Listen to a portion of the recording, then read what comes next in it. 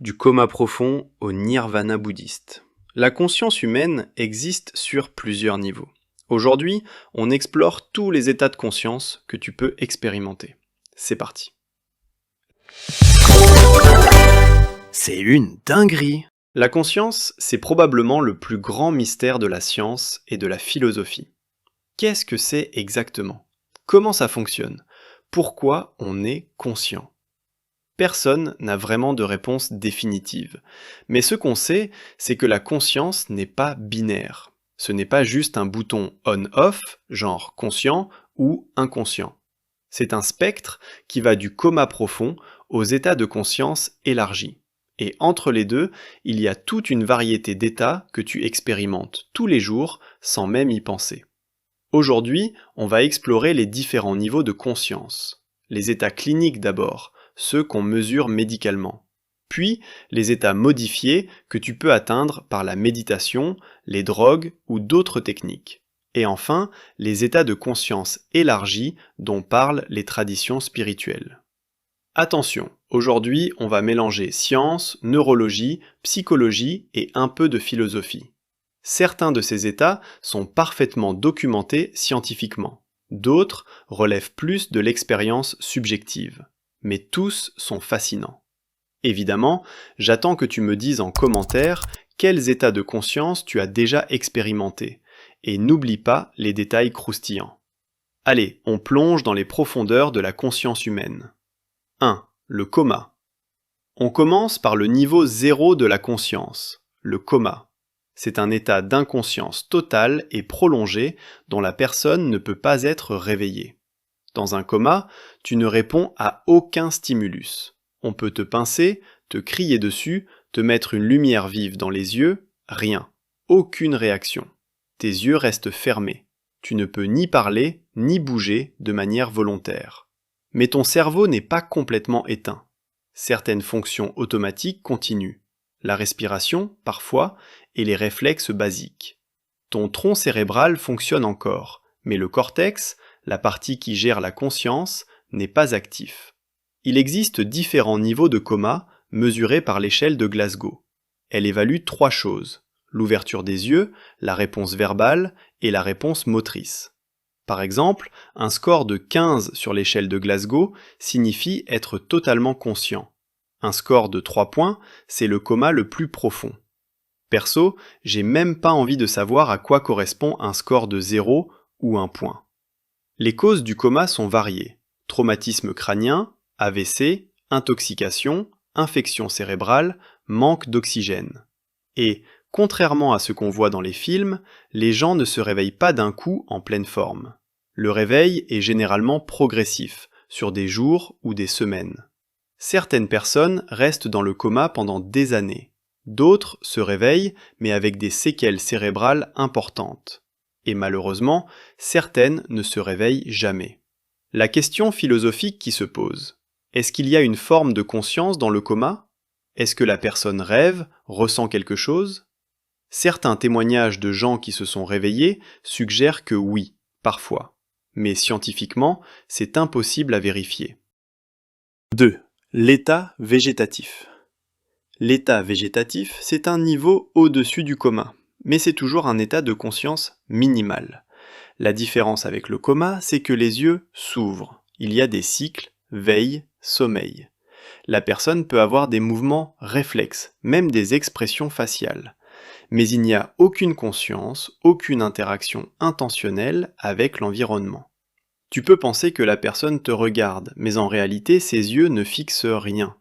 Tu peux avoir l'impression qu'elle sourit, mais c'est juste un réflexe musculaire.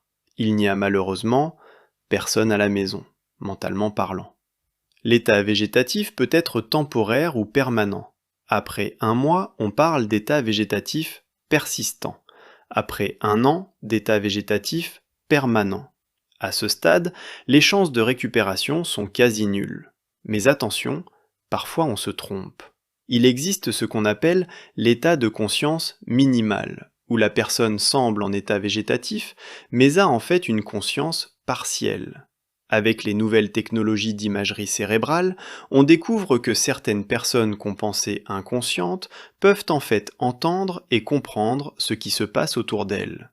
Elles sont juste incapables de communiquer.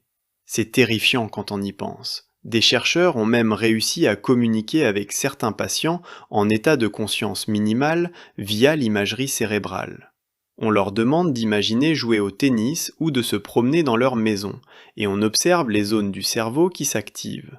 C'est révolutionnaire. 3. Le sommeil profond. Maintenant, on monte dans les niveaux et on arrive au sommeil profond. Techniquement, c'est un état d'inconscience, mais c'est un état naturel et réversible. Le sommeil se divise en plusieurs phases.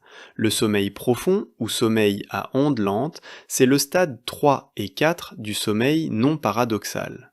Ton cerveau émet des ondes delta, très lentes. Dans cet état, tu es très difficile à réveiller. Ton corps se répare, ton système immunitaire se renforce, tes souvenirs se consolident. C'est le sommeil le plus réparateur. Généralement, tu ne rêves pas pendant le sommeil profond. Ou alors, si tu rêves, ce sont des sensations vagues, pas des histoires structurées. Tu n'as aucune notion du temps qui passe, tu ne sais pas où tu es. C'est le trou noir. C'est pour ça que quand on te réveille en plein sommeil profond, tu es complètement désorienté. Tu ne sais pas qui tu es pendant quelques secondes. Il te faut du temps pour retrouver tes repères. Les enfants passent beaucoup plus de temps en sommeil profond que les adultes, et avec l'âge, on en a de moins en moins. C'est pour ça que les personnes âgées ont souvent un sommeil plus léger et moins réparateur. Et toi, tu passes beaucoup de temps en sommeil profond ? 4. Le sommeil paradoxal et les rêves. Le sommeil paradoxal, appelé aussi REM pour Rapid Eye Movement, c'est un état de conscience fascinant. Ton cerveau est presque aussi actif que quand tu es éveillé. Tes yeux bougent rapidement sous tes paupières, mais ton corps est complètement paralysé, sauf le diaphragme pour respirer et les muscles des yeux. C'est une protection pour que tu ne mimes pas physiquement tes rêves. D'ailleurs, si les rêves c'est un sujet qui t'intéresse, je compte faire une vidéo entière consacrée aux différents types de rêves. C'est pendant cette phase que tu fais les rêves les plus intenses et les plus structurés. Ton cerveau crée des scénarios complexes, souvent bizarres et illogiques, mais qui te semblent totalement réels sur le moment. Pendant un rêve, tu as une forme de conscience. Tu vis des expériences, tu ressens des émotions, tu prends des décisions. Mais ce n'est pas la même conscience que l'éveil. Tu n'as pas d'esprit critique. Les choses les plus absurdes te semblent normales. Genre, t'es en train de faire du vélo, tu pédales vite parce qu'il y a un pigeon qui court derrière toi, et d'un coup tu te rends compte que t'es dans un avion en forme de pigeon. Mais tu continues de pédaler parce que c'est toi le pilote ? Aucun problème, c'est parfaitement logique. Certains chercheurs pensent que les rêves servent à traiter les émotions de la journée, à consolider certains types de mémoire ou à simuler des scénarios pour mieux s'y préparer dans la vraie vie. D'autres pensent que c'est juste du bruit neurologique sans signification particulière. Les rêves lucides, dont on va parler dans une autre vidéo, c'est quand tu deviens conscient que tu rêves pendant que tu rêves.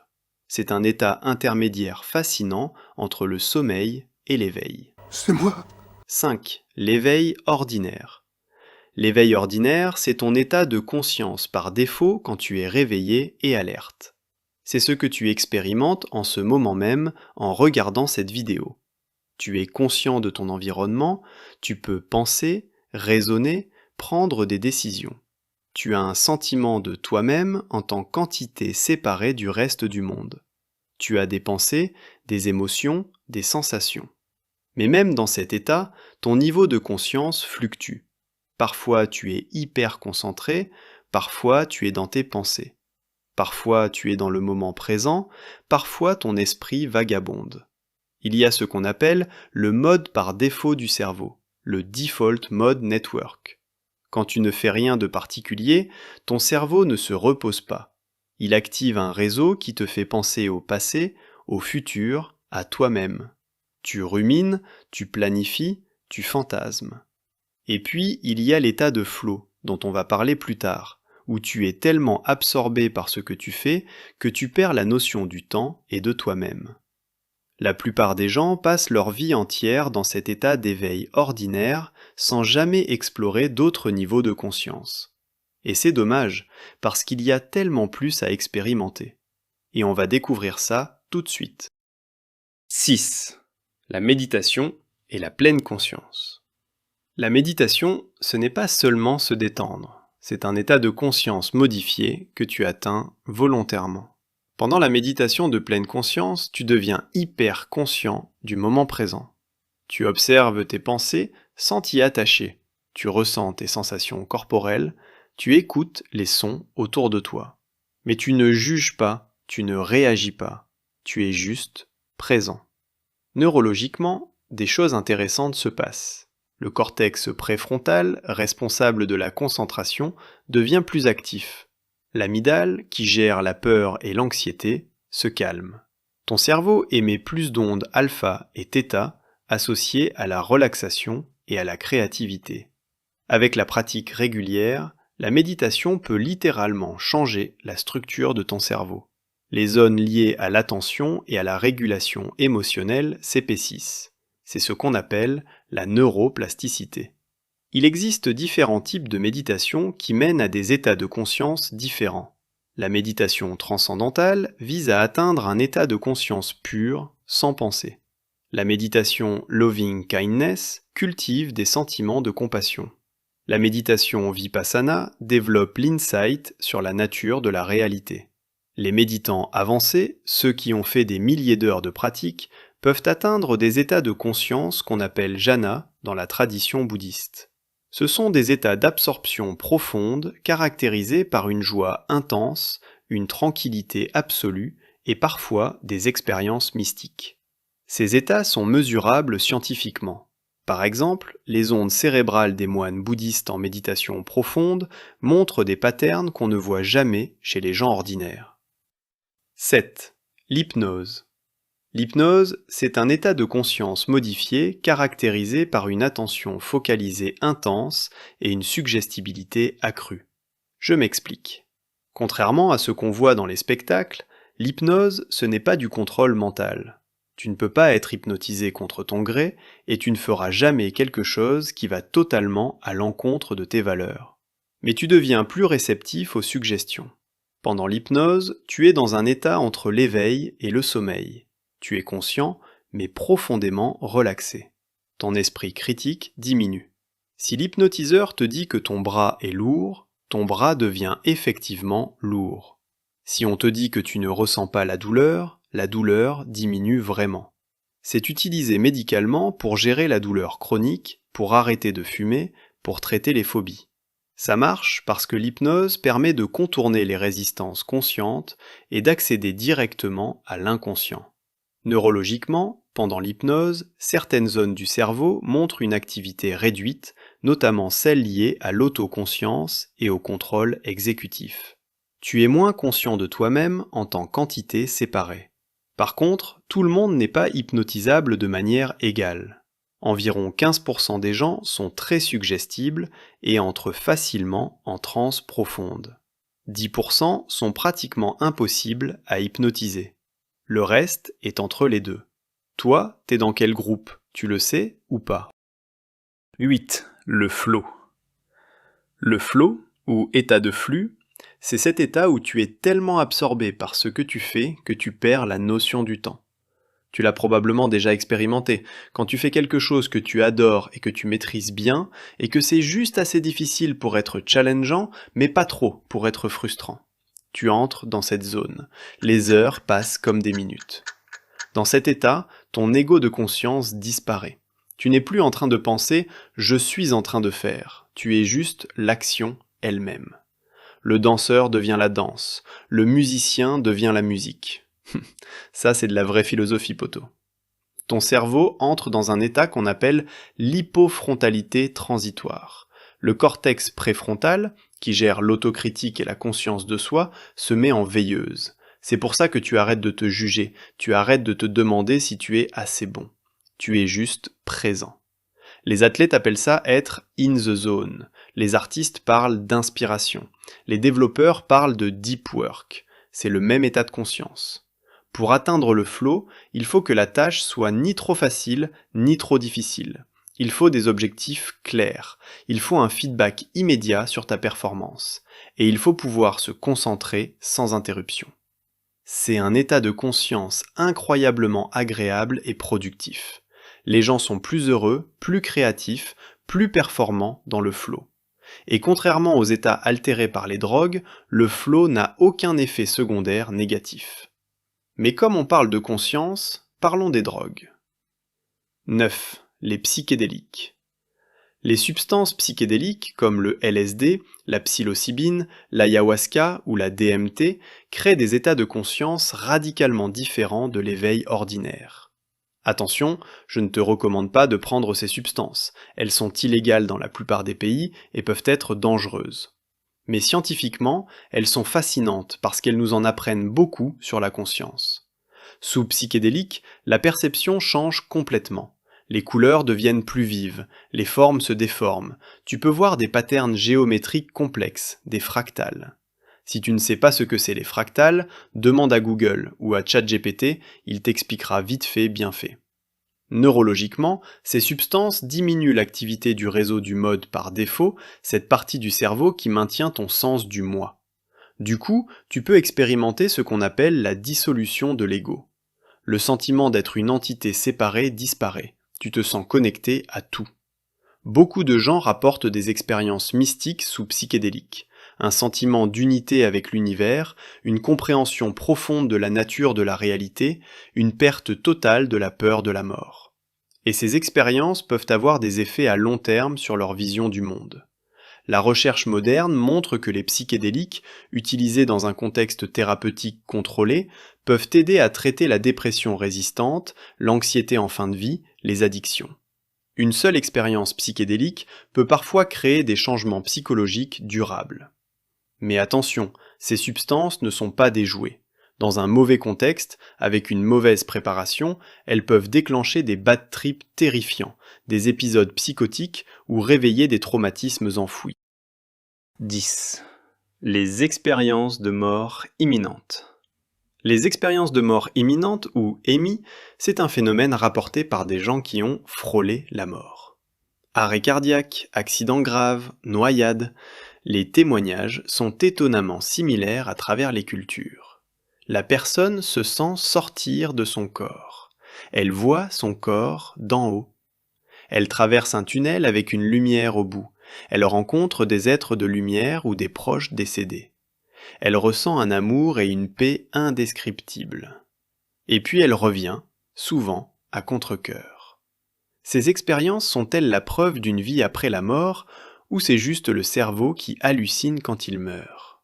Le débat est ouvert, on se donne rendez-vous en commentaire. L'explication scientifique, c'est que quand le cerveau manque d'oxygène, il libère une cascade de neurotransmetteurs qui peuvent créer ces sensations. L'impression de sortir de son corps pourrait être due à un dysfonctionnement de la jonction temporopariétale, la zone qui gère la conscience corporelle. La lumière au bout du tunnel pourrait être due à la restriction du champ visuel quand le cerveau manque d'oxygène. Certaines substances comme la kétamine produisent des expériences très similaires aux EMI. Ça suggère que c'est un état de conscience créé par le cerveau, pas une preuve d'un au-delà. Mais les croyants rétorquent que certaines personnes ont rapporté des détails vérifiables de ce qui se passait pendant qu'elles étaient cliniquement mortes. Des conversations entre médecins, des objets sur le haut des armoires qu'elles ne pouvaient pas voir. Comment expliquer ça si c'était juste des hallucinations ? Honnêtement, on ne sait pas. C'est un des grands mystères de la conscience. Ça, c'est un mystère, un miracle. Hein. 11. Les états mystiques et l'illumination. Dans les traditions spirituelles, on parle d'états de conscience élargi, d'illumination, d'éveil spirituel. C'est le nirvana, dans l'hindouisme, le samadhi, dans le soufisme, le fana. Mais l'expérience décrite est similaire, une dissolution complète de l'ego, un sentiment d'unité avec tout ce qui existe, une compréhension directe et non conceptuelle de la nature de la réalité. Ces états ne sont pas juste des croyances ou des métaphores, ce sont des expériences vécues, rapportées de manière cohérente à travers les siècles et les cultures. Et certaines personnes affirment que ces expériences ont changé fondamentalement leur conscience de manière permanente. Scientifiquement, on commence à étudier ces états. Les neuroscientifiques scannent le cerveau de moines en méditation profonde, de yogis en samadhi. Et ils trouvent des patterns cérébraux uniques. Pendant ces états mystiques, le réseau du mode par défaut s'effondre. Les frontières habituelles entre soi et le monde disparaissent. Les ondes cérébrales montrent une synchronisation inhabituelle entre différentes zones du cerveau. Mais est-ce que ces expériences révèlent vraiment une vérité profonde sur la nature de la réalité, ou est-ce juste le cerveau qui crée une expérience subjective intense ? C'est la grande question. Les spiritualistes disent que c'est une perception directe de la réalité ultime. Les matérialistes disent que c'est juste une interprétation que le cerveau donne à certains états neurologiques. Impossible de trancher objectivement. Parce que la conscience, par définition, c'est subjectif. Voilà, on a fait le tour des principaux niveaux de conscience, du coma profond aux états mystiques. Et franchement, on a juste effleuré la surface. La conscience reste le plus grand mystère de la science. Comment est-ce que la matière, des neurones qui envoient des signaux électriques, crée l'expérience subjective d'être conscient ? Pourquoi y a-t-il quelque chose que ça fait d'être toi ? Personne ne sait vraiment. Ce qui est fascinant, c'est que tu peux explorer ces différents états toi-même. La méditation, les rêves lucides, le flow, ce sont des états accessibles sans danger. Ils peuvent enrichir ta vie, élargir ta compréhension de ce que signifie être conscient. Et peut-être que comprendre que la conscience existe sur un spectre, que ton état d'éveil ordinaire n'est qu'un niveau parmi d'autres, peut te rendre plus humble, plus curieux, plus ouvert aux expériences des autres. Perso, j'ai adoré produire cette vidéo. Le sujet est passionnant et vachement intéressant. Si toi aussi tu as kiffé, n'hésite pas à mettre un like pour soutenir la chaîne. Et si tu es déjà abonné, merci à toi, vraiment. À plus!